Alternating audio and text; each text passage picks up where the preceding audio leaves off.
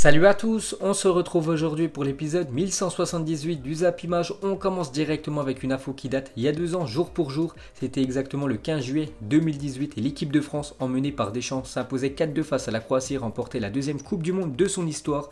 Donc un petit retour en arrière du scénario du match. Donc 1-0 pour l'équipe de France, égalisation croate quelques minutes après. Ensuite l'équipe de France a déroulé parce que 2-1, 3-1, 4-1, ensuite 4-2 après la boulette de Hugo Lloris. Donc score final 4-2 pour l'équipe de France. Donc l'équipe de France avait remporté sa deuxième Coupe du Monde il y a 2 ans, jour pour jour. Donc quelques photos de cette journée inoubliable pour tous les Français. Donc on peut voir les larmes de Antoine Griezmann à la fin de la rencontre. On peut voir les joueurs français en train de porter Didier Deschamps, le sélectionneur. Voilà, tous les joueurs français bien sûr étaient vraiment heureux de remporter cette deuxième Coupe du Monde. On peut voir aussi le peuple français, les gars, qui était vraiment heureux ce jour-là, avec déjà la Tour Eiffel en bleu, blanc, rouge. On peut voir l'Arc de Triomphe avec le coq français et les 2 étoiles au-dessus.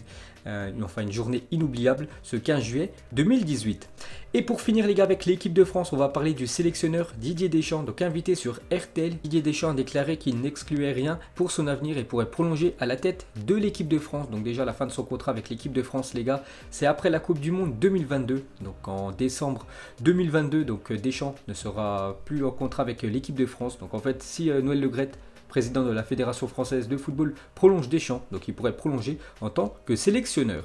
Ensuite, on close cette page équipe de France, on va parler des matchs hier soir. On commence avec une équipe en Angleterre, c'est l'équipe de Chelsea qui s'imposait 1-0 hier contre la Lanterne Rouge Norwich. Donc parfait pour Chelsea, 1-0, mais ça donne 3 points. Et c'est un joueur français, un joueur champion du monde, qui a marqué l'unique but de la rencontre. C'est Olivier Giroud, qui est très bon quand même actuellement. Giroud, la preuve, parce que Giroud vient encore de marquer avec Chelsea sur ses 6 derniers matchs. Il a quand même inscrit 5 buts, donc des stats quand même incroyables pour Olivier Giroud. Donc Giroud qui marque pour fêter le 14 juillet. Donc actuellement, tout va bien pour l'attaquant français. Et pour finir avec l'équipe des Blues, donc Hakim Ziyech est arrivé à la maison. Donc hier, il était bien dans les tribunes pour assister au match de sa nouvelle équipe. Ensuite, direction l'Italie, on va parler du futur adversaire du Paris Saint-Germain en Ligue des Champions. C'est l'équipe de l'Atalanta Bergame hier qui joue contre l'équipe de Brescia. Et encore un gros score pour l'Atalanta Bergame, 6-2. Quel carton de l'Atalanta Bergame qui prend provisoirement la deuxième place du classement. Toujours derrière, bien sûr, cette équipe de la Juventus. Donc Mario Pasalic, un joueur de l'Atalanta Bergame hier, les gars, il a quand même inscrit un triplé. On continue avec cette équipe de Bergame. A pour l'instant inscrit 93 buts en championnat cette saison. Déjà 93 buts en 33 matchs. Incroyable les stats de l'Atalanta Bergame, les gars. C'est l'une des meilleures attaques d'Europe. Donc l'Atalanta Bergame vient encore d'infliger un score de tennis en humiliant Brescia 6-2. Il devient par la même occasion le premier club à inscrire 93 buts après 33 journées en Serie A depuis le Milan AC en 1950-1951. Donc ils avaient inscrit 101 buts l'équipe du Milan AC il y a plus de 70 ans. Très clairement une des équipes qui produit le plus beau jeu d'Europe actuellement. Et c'est le futur adversaire du Paris Saint-Germain. Donc il faudra faire très attention à cette équipe italienne. Ensuite, un petit coup d'œil au programme de la journée. Donc aujourd'hui, ça joue partout, que ce soit en Première Ligue, en Serie A ou même dans le championnat portugais. Donc en belle affiche, on peut voir un beau, par exemple, Arsenal-Liverpool ce soir. Et aussi Sassuolo contre la Juventus à 21h45. Ensuite les gars, on va parler de l'équipe du FC Barcelone et cette fois-ci c'est officiel, le Barça dévoile son nouveau maillot domicile vaut validé. Donc je l'ai déjà présenté pas mal de fois, cette fois-ci c'est officiel depuis hier. C'est le Twitter du Barça qui a officialisé le maillot, donc ça sera ça, le maillot domicile du FC Barcelone pour la prochaine saison. Cette fois-ci c'est l'équipe du Galatasaray.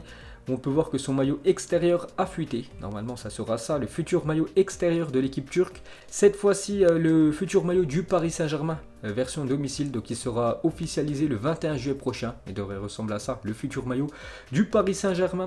Cette fois-ci, c'est le maillot d'Arsenal qui a fuité. Donc le maillot rouge, les gars, c'est le maillot domicile des Gunners. Donc ça devrait être ça, le futur maillot de Arsenal, lui aussi, qui devrait être dévoilé dans les prochains jours. Et le maillot blanc, enfin on peut voir juste l'écusson et le sponsor Adidas. Donc ça sera un maillot blanc, le maillot extérieur des Gunners. Ensuite, on va parler du Real Madrid. Donc depuis la reprise des matchs, c'est simple, le Real, 9 matchs, 9 victoires. Et c'est quand même une première pour Zidane.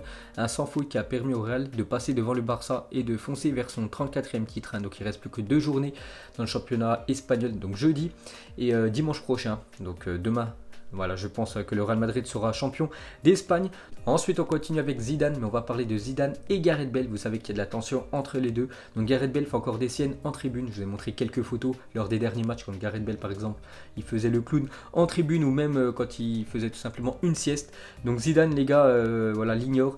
Donc le Real Madrid n'en pourrait plus de Gareth Bale et Zidane s'inquiéterait de devoir supporter cette situation encore 2 ans. Parce que le Real Madrid, les gars, voilà, c'est quand même une équipe de football professionnelle, c'est une équipe voilà, sérieux, et voir Gareth Bale faire le clown comme ça en tribune, ça donne une mauvaise image bien sûr du Real Madrid. Donc Gareth Bale qui a un contrat jusqu'en 2022 avec l'équipe du Real Madrid, donc Zidane ne sait pas comment il va faire pour garder Gareth Bale, parce que Gareth Bale, les gars, le joueur gallois, ne veut pas quitter l'équipe du Real Madrid, hein, vu qu'il touche son salaire, lui il est très bien du côté du Real même s'il joue pas. Donc voilà, le Real et Zidane n'en peuvent plus de Gareth Bale, vu que le gallois fait n'importe quoi actuellement. Et pour finir avec le Real Madrid, donc les 6 détails clés pour une Liga. Donc déjà une moyenne de 61% de possession et seulement 3 tirs subis par match pour l'équipe du Real Madrid. Donc deuxième clé, donc Zidane qui a utilisé jusqu'à 4 systèmes de jeu pour faire participer tous les joueurs. Troisième clé, donc des buts marqués par 21 joueurs différents, un record en Liga.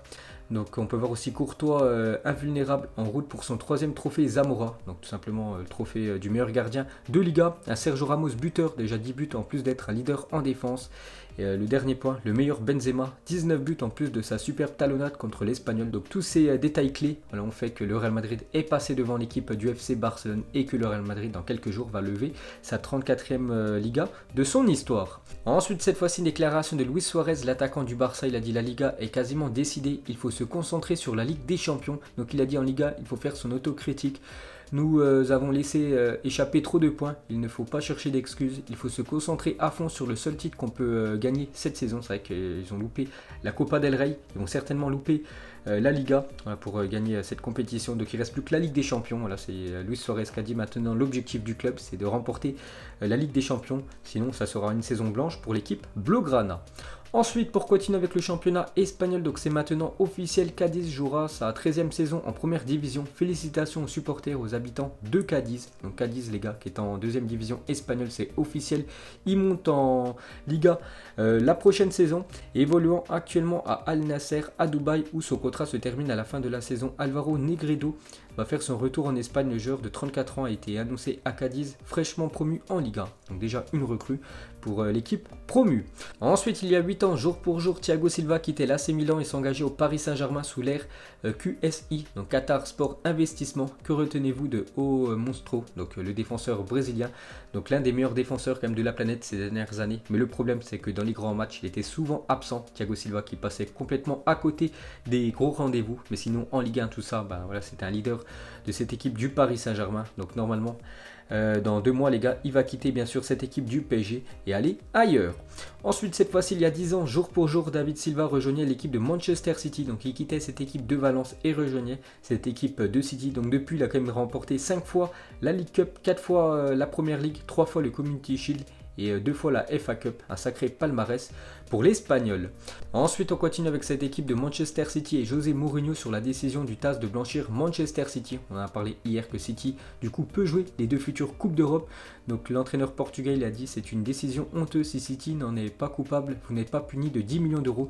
S'ils sont coupables, la décision est également une honte et vous devriez être banni de la compétition. Donc voilà ce que dit José Mourinho par rapport au blanchissement, on peut dire, de Manchester City. L'équipe anglaise va pouvoir jouer les 2 futures Coupes d'Europe et Klopp sur la décision du TAS pour City. Il a dit je pense que nous devrions nous en tenir au cadre du fair play financier. J'espère qu'il reste d'actualité parce qu'il fixe la frontière jusqu'où vous pouvez aller et pas au-delà. Et c'est bon pour le football. Mais il est quand même un peu content. Jürgen Klopp se dit heureux de la décision du TAS d'autoriser City à participer à la future Ligue des Champions. Pourquoi? Parce qu'il a dit ils n'ont pas 10-12 matchs en moins en pelle. Aucune autre équipe n'aurait eu la chance de remporter le championnat. C'est vrai que si Manchester City l'année prochaine, les gars, n'aurait pas pu jouer la Ligue des Champions, donc ça aurait été quasiment sûr à 100% qu'ils auraient remporté bien sûr cette première ligue, parce que là avec beaucoup de matchs en moins, donc les joueurs ont plus le temps de se reposer, plus de se concentrer sur le championnat. Et pour finir avec cette équipe de City, donc Pep Guardiola disposerait d'un budget de 165 millions d'euros pour recruter cet été. D'après le journal sportif The Time, les Citizens souhaiteraient recruter 3 joueurs dont David Alaba, voilà, qu'en fin de contrat l'année prochaine avec l'équipe du Bayern Munich, donc 165 millions d'euros, l'enveloppe pour Pep Guardiola Guardiola pour ce mercato 2020. Ensuite, on va parler d'une très bonne nouvelle pour l'équipe du FC Barcelone. Donc on peut le voir sur le Twitter du FC Barcelone, c'est marqué content de te revoir Dembouz, parce que hier Dembélé a repris l'entraînement avec l'équipe du FC Barcelone. Donc ça fait quand même pas mal de mois qu'il est blessé. Donc on pourrait peut-être le revoir en Ligue des Champions contre l'équipe de Naples. Ensuite, pour continuer avec le Barça, donc un article du journal AS en Espagne, c'est marqué la première saison de Braithwaite au club pourrait très bien être la dernière. Donc lui, il est arrivé au club en janvier dernier. Donc il aura joué seulement 6 mois du côté du FC Barcelone parce que le Barça va certainement le vendre cet été. Ensuite, une info de dernière minute, alors qu'il semblait promis à Liverpool, Thiago Alcantara serait très proche de rejoindre Manchester United, d'après le journal Sport en Espagne.